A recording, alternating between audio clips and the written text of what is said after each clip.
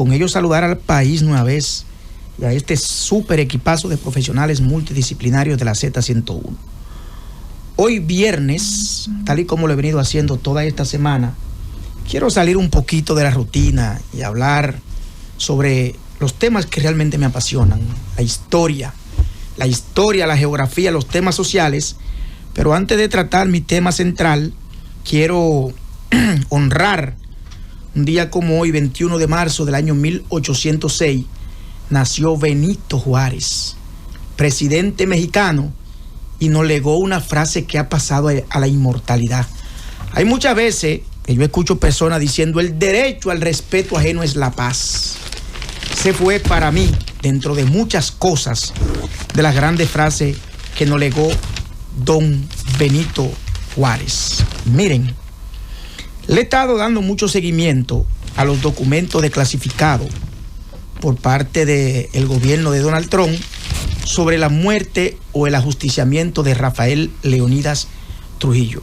La CIA comenzó a desclasificar muchas informaciones, y dentro de esas informaciones lo que básicamente nos ha llamado la atención como dominicanos y a otros historiadores y analistas de historia de todo el continente ha sido la participación de la CIA en todo este entramado para ajusticiar al sátrapa. En este país, cuando tú hablas con un historiador, un conocedor de esos temas, un estudioso, te dice: sí, indefectiblemente la CIA participó en todo este proceso, pero eran suposiciones, porque no había nada escrito. Ya comenzaron a desclasificarse informaciones de que la CIA no solo participó en todo este proceso, sino que la CIA facilitó armas de alto calibre para que esos héroes de Mayo pudieran llevar a cabo esta gesta histórica que libertó la República Dominicana de una dictadura de más de 30 años. Yo estuve leyendo las informaciones que han salido. Es un documento de aproximadamente unas 62 páginas y nos dice inclusive cómo eran enviadas las armas desde Estados Unidos hacia la República Dominicana después de un largo proceso de conversaciones donde Luis Amiá Matheó estuvo al frente. Las armas llegaban a través de un ciudadano norteamericano llamado Lorenzo Berry, identificado como Wimpy, que tenía un supermercado acá en Santo Domingo en la era de Trujillo, y este señor se prestó para recibir las armas y posteriormente pasársela a los héroes de Mayo, a los ajusticiadores. Pero otro punto importante que me ha llamado la atención de todo este proceso de desclasificación de las informaciones sobre el ajusticiamiento de Trujillo ha sido un dato que ha caído hasta cierto punto mal en los historiadores dominicanos, en los estudiosos de la era de Trujillo, y es que supuestamente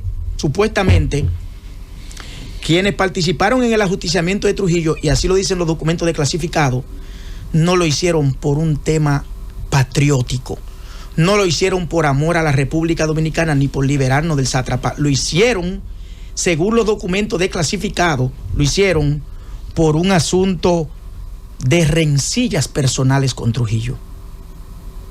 Lo hicieron por un tema de desquite con Trujillo, porque en algún momento Trujillo, de una forma individual, afectó a quienes el 30 de mayo lo ajusticiaron.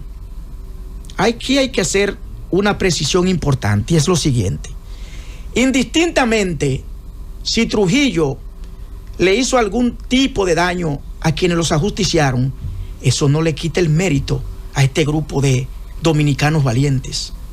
Que usted quiera hoy afianzarse en esos documentos desclasificados de la CIA, eso no le quita mérito en lo absoluto a ninguno de quienes ajusticiaron a Trujillo y liberaron al país de esa dictadura.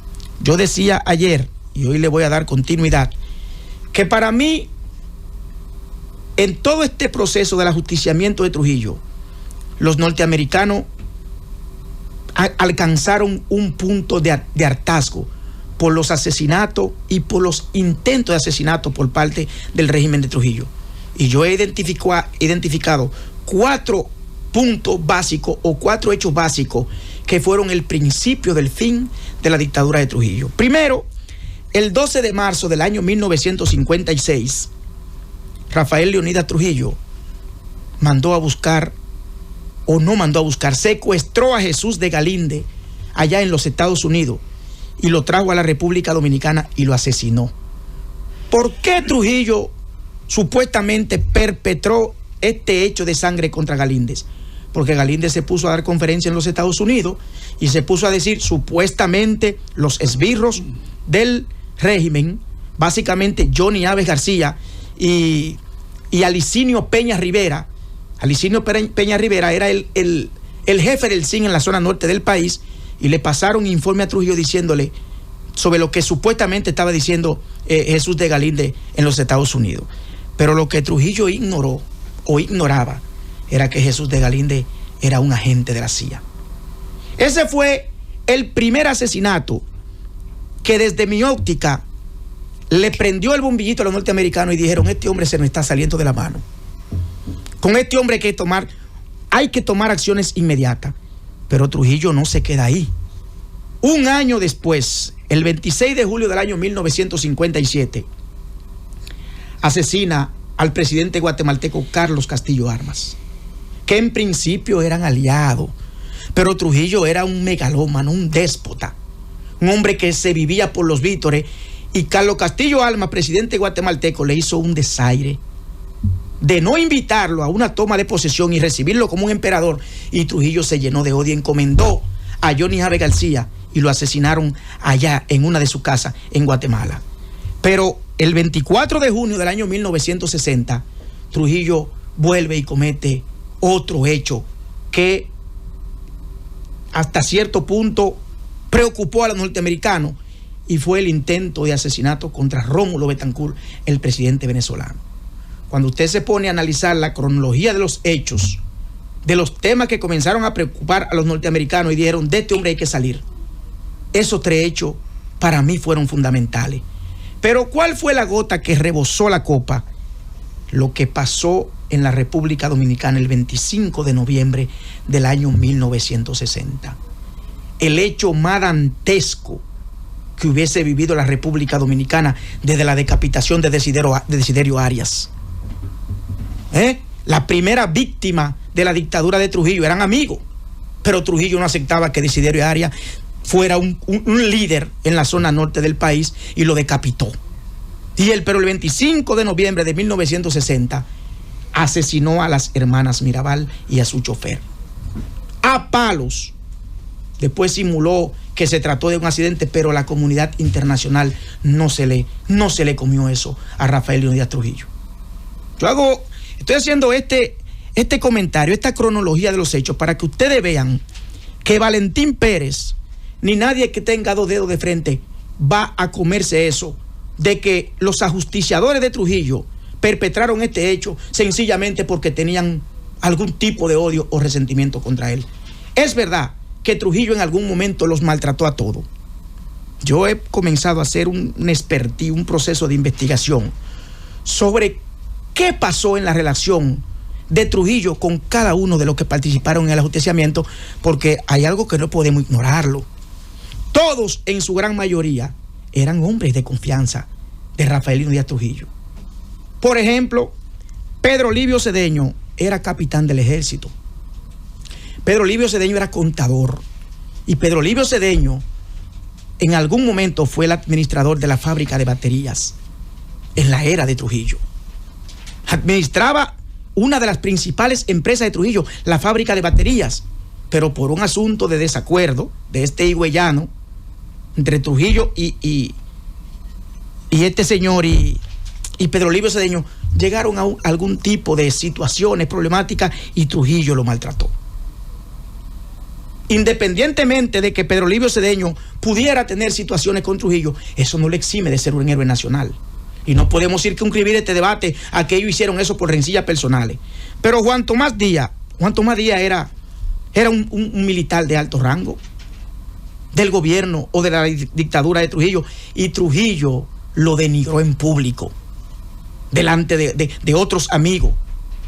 delante de otros militares y le quitó la ropa y lo mandó a cancelar. Y de ahí comienza ese proceso de dolor que obligó a Pedro Livio Cedeño y a Juan Tomás Díaz a unirse a la conjura de acabar con Trujillo. Pero Antonio de la Maza, la historia de Antonio es bien conocida. Su hermano Tabito de la Maza era piloto y un hombre de confianza de Trujillo y fue asesinado por el régimen, y eso llenó de odio y de consternación a Antonio de la Maza, y fue prácticamente de los principales articuladores de todo este proceso de acabar con la vida del tirano. Salvador Estrella Sadalá, también uno de los principales hombres que participó en todo este complot armado, era un dirigente del 14 de junio y vivió en carne viva lo que se hizo con las hermanas Mirabal. Pero también Salvador tenía una hermana monja, una hermana religiosa que vivía allá en Santo Cerro, y permanentemente la hermana de Salvador Estrella Sadalá le contaba sobre las barbaries del CIN y de todo este proceso de Johnny Ave García y de Alicinio Peña Rivera en la zona norte del país, y eso de alguna forma también lo fue llenando de dolor y de ira. ¿Qué pasó con Huáscar Tejeda y con Roberto Pastoriza? Ambos eran ingenieros civiles. Roberto Pastoriza y Huáscar Tejeda, ambos eran ingenieros civiles. Se graduaron en la Autónoma y se fueron a Francia a estudiar. Y cuando se van a Francia a estudiar, de allá vienen con notas preponderantes, muy buenas calificaciones, pero cometieron, desde mi óptica, un errorcito. Abrieron una oficina de ingenieros y no le dijeron a Trujillo que vaya a esa inauguración. Trujillo le dio obras, pero encontraron un muro de contención con los ingenieros más viejos que ellos y de más nivel. Comenzaron a chimearlo y comenzaron a chimearlo. Y en un momento, Fausto, un minutito, con esto concluyo. Y en algún momento, Huáscar Tejeda y Roberto Pastoriza cayeron en desgracia con Trujillo, porque Trujillo lo mandó a destruir obra construida por ellos, y le dijo: destruyan las obras que ustedes construyeron y reháganla con su dinero. Pero el caso de Tunti Cáceres, Mocano, nieto de Mon Cáceres, ahijado y asistente de Antonio de la Maza. ¿Quién lo involucró en todo este proceso? Antonio de la Maza. Hago todo este recuento histórico para que ustedes vean que, independientemente de las situaciones personales que pudieron tener estos hombres que asesinaron, que mataron a Trujillo, eso no lo exime de que tienen un sitial importante en la historia dominicana. Y a mí no me van a vender la idea ahora, de que ellos hicieron eso por temas personales. No, lo hicieron porque había que salir del sátrapa, del dictador y del asesino de mujeres, Rafael Leónidas Trujillo.